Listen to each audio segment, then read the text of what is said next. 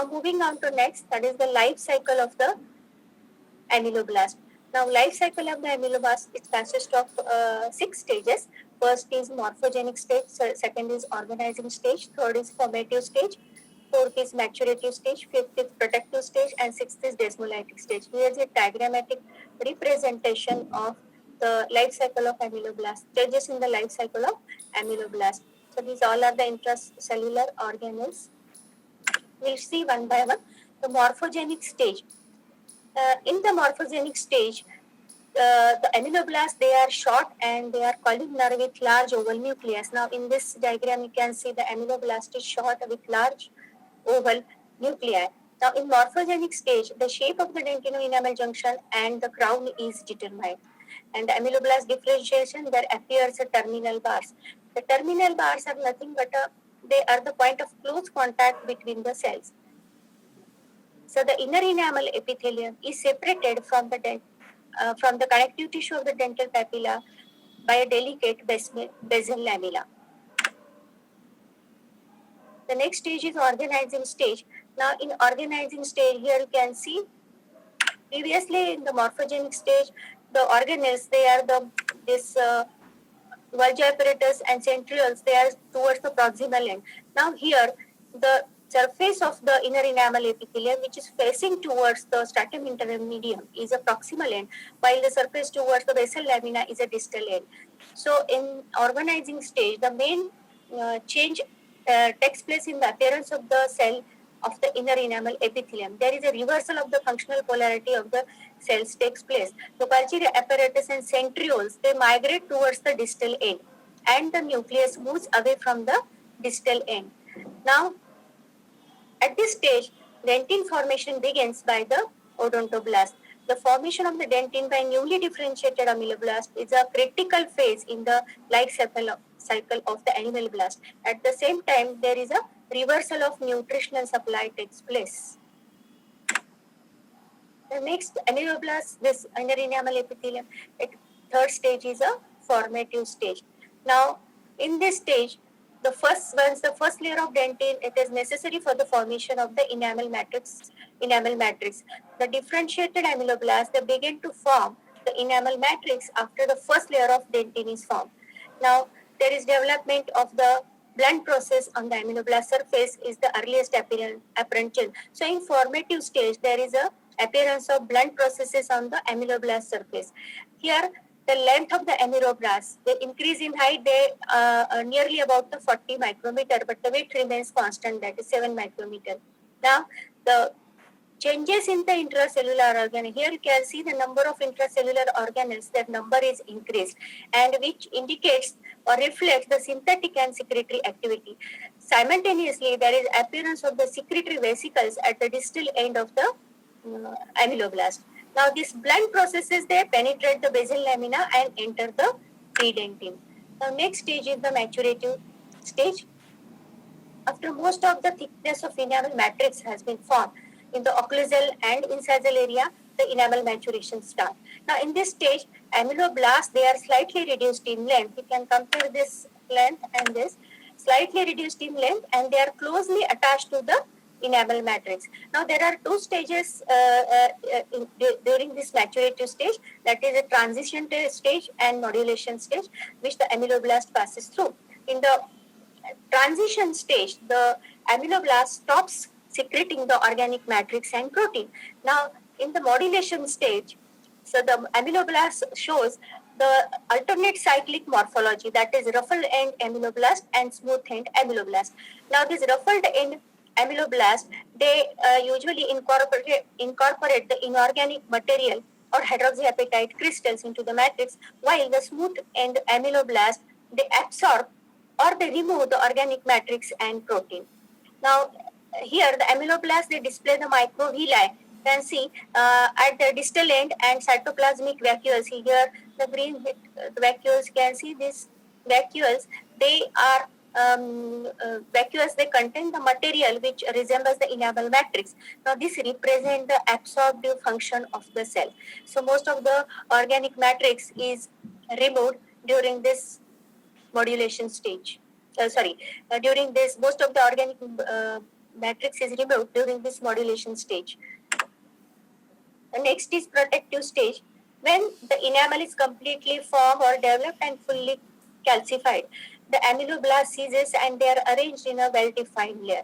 Now here you can see the amyloblast becomes very short, and this the amyloblast, they retreat from the enamel surface and they are arranged in a layer along with the, and they are much more similar to that of a outer enamel epithelium. Now these two epithelia, they fuse together to form a reduced enamel epithelium, and which protects the mature enamel by separating it from the connective tissue until the tooth erupts. So this diagram shows the fully formed enamel, and this is a primary enamel cuticle which covers the fully formed enamel.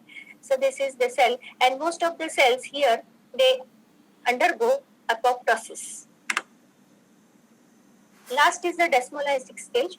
Now here in desmolytic stage, the completely formed enamel or enamel in the crown is covered by a reduced enamel epithelium. This reduced enamel epithelium proliferates and induces the atrophy of the oral and connective tissue, which is separating it from the oral epithelium. Now there is a fusion of this reduced enamel epithelium and the oral epithelium takes place, and the epithelial cells, they secrete the enzyme and destroy the connective tissue fibers by desmolysis.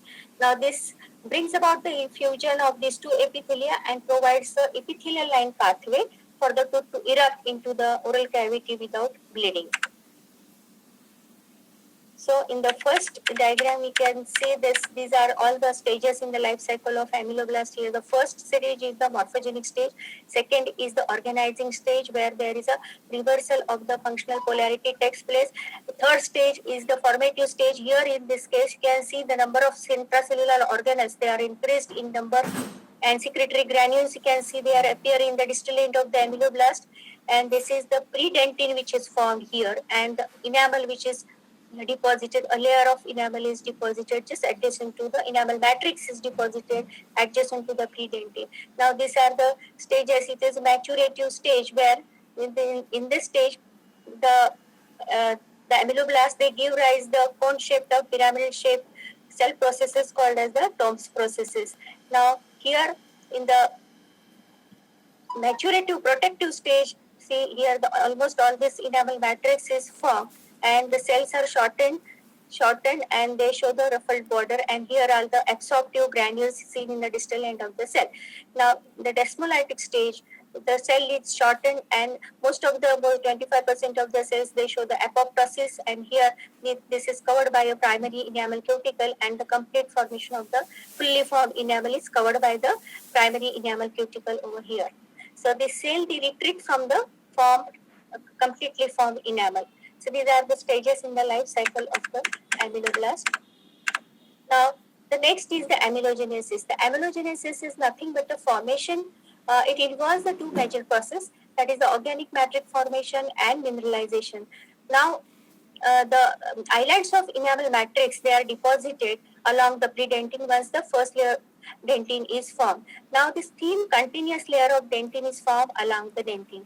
The different important proteins, they are secreted by the amyloblast during organic matrix formation are the amylogenin, which makes up the major portion or component of the enamel matrix, and other important proteins like amyloblastin, enamelin, and amylotonin. Now this is important development of Tombs process. Now here in this diagram, you can see these are the amyloblast, and the projections of the amyloblast into the enamel matrix, they have been termed as a Tombs process. So these are the Tombs process. Now these two cells, they are in close contact with the appearance of the terminal bars. Now this is the proximal end. So this is the distal end of a cell and proximal end. So near the distal end of the cell, the terminal bars appear, and they separate the Tombs process from the rest of the cell. So this is the proximal end of the cell, end of the Tombs process, and this is the distal end of the Tombs process. Now here you can see the formation of the interrod substance occurs first by the proximal. This is proximal end of the proximal end of the Tomes process. So by the proximal end of the Tomes process, there is a formation of the interrod substance, and as more of the enamel is formed, the distal end, the distal portion of the enamel rods, they lengthen. So here you can see this interrod and rod. So distal portion forms the rod. So this is ameloblast showing the Tomes process and the pattern of rod and interrod formation. So the relationship between the rods and the enamels. Now, keyhole shape pattern here in this diagram, you can see the enamel rods. This is a keyhole configuration. These are the ameloblast, and this is the body or head of the rod, and this is rod sheath, and these are the enamel rod cores. This is tail of the rod, and this is neck of the rod. Now, each rod, enamel rod, is formed by the 4 ameloblasts. Here you can see. So this is a rod. So this rod is formed by the 4 ameloblasts. Sorry.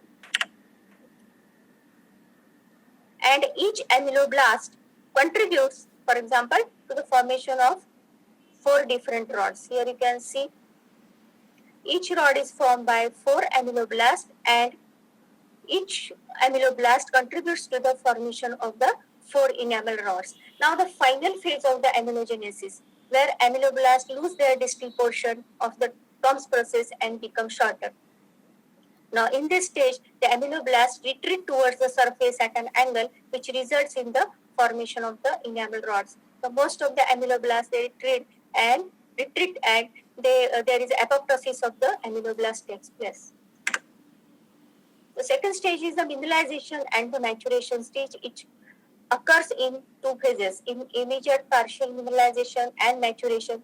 There is initial deposition of hydroxyapatite crystal, about 25%. Now the second stage, it is characterized by there is a growth of the hydroxyapatite crystals and removal of organic matrix and water. Now this maturation, it begins before the matrix has reached its full thickness. So shape of the hydroxyapatite crystal, originally it has a ribbon shape. Now the increase in thickness more rapidly than the width. Now the rate of formation of enamel is about 4 micrometer per day, and the organic matrix gradually becomes thin. So here in this picture you can see the enamel formation starts at the tip of the cusp or at the incisal edge, and it progresses cervically.